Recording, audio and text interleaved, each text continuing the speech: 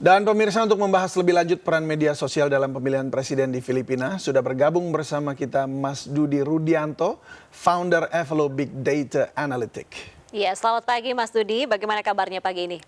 Selamat pagi, sehat. Baik, Mas Dudi, kita berbicara dengan tadi pemilihan di Filipina. Tentu saja ini sangat menarik karena hasil sementara Bongbong menang telak di Pilpres begitu. Karena kita tahu juga ini menuai kontroversi. Kita tahu Bongbong ini anak salah satu diktator begitu di Filipina yang sudah menguasai Filipina sekitar lebih dari belasan tahun begitu. Lalu ada yang menyebut bahwa ini berkaitan dengan peran dari sosmed dalam kemenangan ini. Bagaimana menurut Anda, Mas Dudi? Baik. Filipina ini negara yang cukup unik ya. Pertumbuhan pengguna media sosial dan pengguna internetnya luar biasa, terutama dalam 3 tahun terakhir. Dari 118 juta penduduk Filipina hari ini, 92,5 juta itu pengguna media sosial. Ditambah sebagian besar penduduknya juga masih tinggal di pedesaan. Pandemi COVID itu juga menyebabkan interaksi masyarakat Filipina ke media sosial ini luar biasa. Itu ditunjukkan dengan meningkatnya pengguna TikTok di Filipina, mengalahkan jumlah pengguna Instagram yang hanya 16,7% menjadi 35 juta pengguna pada tahun 2022.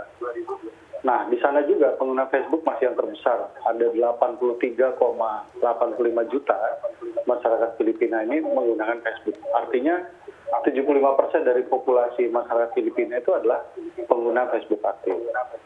Nah, berkaitan dengan Bongbong ini juga kebetulan bukan sekedar Bongbongnya dan timnya ini canggih main di media sosial, tapi memang Leni ini memang tidak begitu baik di media sosial, terutama citra dan personanya juga kalah pamor dibandingkan Duterte selama menjadi wakil. Sehingga dengan kata lain ini cukup kompleks, kalau bisa dikatakan bagian dari strategi yang luar biasa matang dari Bongbong untuk kemudian sejak tahun 2016 mencuri start dan sehingga sekarang menang telak dengan bantuan media sosial. Iya, artinya Bongbong ini sangat memanfaatkan media sosial begitu yang saat ini juga digandrungi oleh masyarakat di sana, lebih besar di sana gitu. Betul.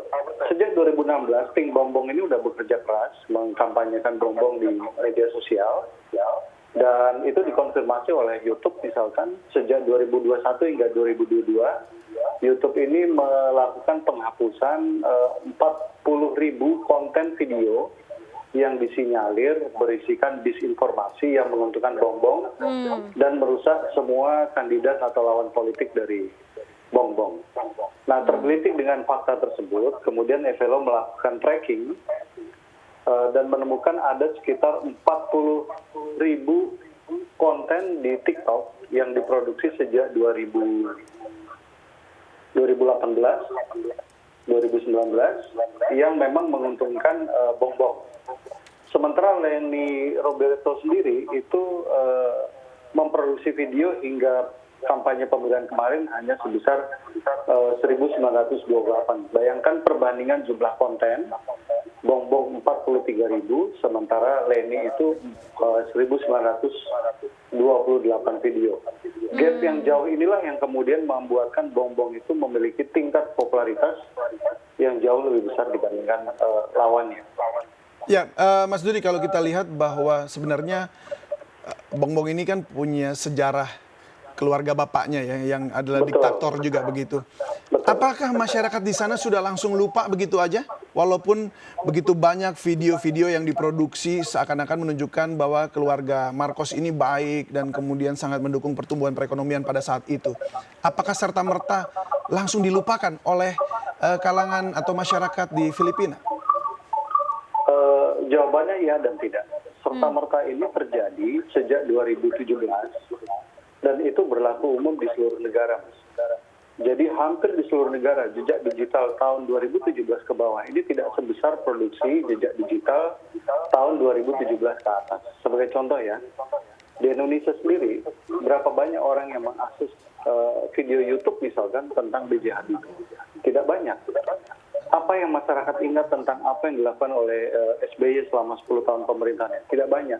Tetapi orang begitu mengingat apa yang dilakukan oleh Presiden Jokowi, terutama di periode kedua pemerintahannya, karena memang produksi konten digital, baik dalam bentuk video, dalam bentuk gambar, dalam bentuk narasi teks, itu meningkat drastis tahun 2017 ke atas.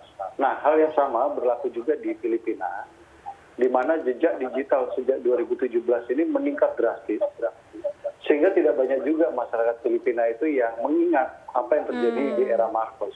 Jangankan di era Marcos, di era Aquino atau Estrada saja masyarakat Filipina sudah tidak banyak mengingat. Masyarakat lebih banyak justru mengingat apa yang terjadi di era Duterte, karena memang era Duterte ini pemberitaannya luar biasa, produksi konten-konten videonya juga sangat besar, menjadi perhatian masyarakat internasional, terutama Amerika karena masalah yang dianggap berhubungan dengan HAM, sehingga akhirnya masyarakat tidak ingat sama sekali apa yang terjadi di era Marcos. Oke, Mas Dudi, apa bisa dikatakan ini memang kehebatan dari tim sosmednya Bombong gitu yang berkaitan tadi mungkin membuat profil baru sehingga masyarakat di sana melupakan rekam jejak keluarganya begitu?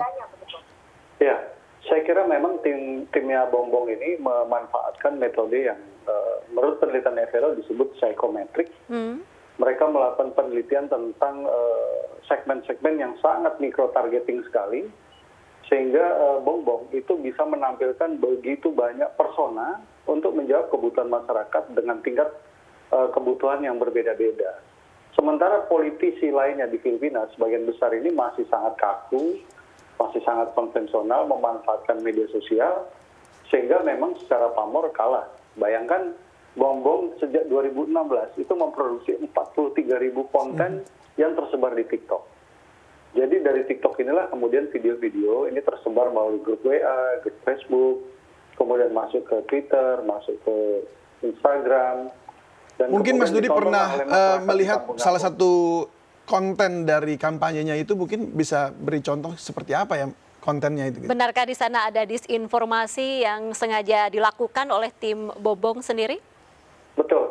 Sejak 2017 disinformasi terjadi di Filipina, itu juga dikonfirmasi di luar data Evelo itu adalah kelompok yang disebut Vera Files, yang sejak 2017 itu bekerja sama bersama jurnalis, bersama akademisi, melakukan investigasi tentang persebaran disinformasi di Filipina. Dan hasilnya memang ini luar biasa konten yang tersebar begitu, dan sangat sistematis dan terstruktur sekali cara persebarannya. Tetapi perlu diperhatikan juga bahwa disinformasi yang sangat besar ini tidak cukup kuat dilawan oleh kelompok-kelompok yang merasa bahwa demokrasi di Filipina ini perlu diselamatkan. Sehingga menurut pantauan Evelo, nilai sentimen negatif kemenangan Bongbong ini hanya 44%. Artinya hanya sedikit sekali atau kurang dari separuh penduduk Filipina itu yang menganggap bahwa persebaran informasi disinformasi tadi itu mengganggu demokrasi mereka. Baik, kalau dilihat dan dipelajari dari Pilpres Filipina ini ya, dan kita juga jelang Pilpres Indonesia gitu ya, apa yang bisa dipakai oleh para calon atau balon capres ini nanti, seperti yang dilakukan oleh Marcos kah, atau harus dengan cara yang lain supaya lebih elegan begitu? Kalau kita melihat ke dalam negeri ya, ke Indonesia, pertama yang seperti Bongbong itu kami belum temukan. Artinya belum ada kandidat yang memiliki kemampuan seperti yang dilakukan oleh Bongbong. Jadi kalau ada ketakutan di Indonesia bahwa case Filipinanya akan terulang di Indonesia, akan munculnya oligarki, misalkan ya, kembalinya Orde Baru, saya kira masih terlalu jauh. Apa yang disebut Orde Baru itu atau oligarki Orde Baru itu tidak sebesar, semasif, terstruktur seperti yang dilakukan oleh keluarga Marcos di Filipina. Tetapi di Indonesia sendiri itu penyebaran yang kita sebut firehouse of falsehood itu juga memang sangat masif. Setiap bulannya Evelo mendeteksi adanya jutaan konten hoax yang ditonton hingga jutaan kali di Indonesia, dan itu dalam situasi sangat normal. Jadi dengan pertumbuhan pengguna internet, kemudian pertumbuhan pengguna media sosial, tumbuhnya pengguna baru milenial di media sosial, kemudian keinginan yang kuat dari anak-anak muda untuk bergabung ke politik, kemungkinan 2024 ini situasi akan lebih panas dibandingkan 2019 pada saat Pilpres nanti. Tetapi sampai hari ini, FLO belum menemukan atau mengindikasikan adanya kelompok-kelompok yang sekuat Bongbong atau keluarga Marcos di Filipina dalam melakukan kampanye yang sifatnya disinformasi secara massal. Baik, artinya masih tidak perlu dikhawatirkan untuk Pilpres di Iya, Indonesia gitu ya, karena Ada tadi potensi, ada tetapi potensi. belum, tetapi indikasi akan sebesar di Filipina belum. Iya. Tetapi karena partisipasi warga kita jauh lebih besar dibandingkan Filipina, kemungkinan ini akan lebih panas dibandingkan 2019.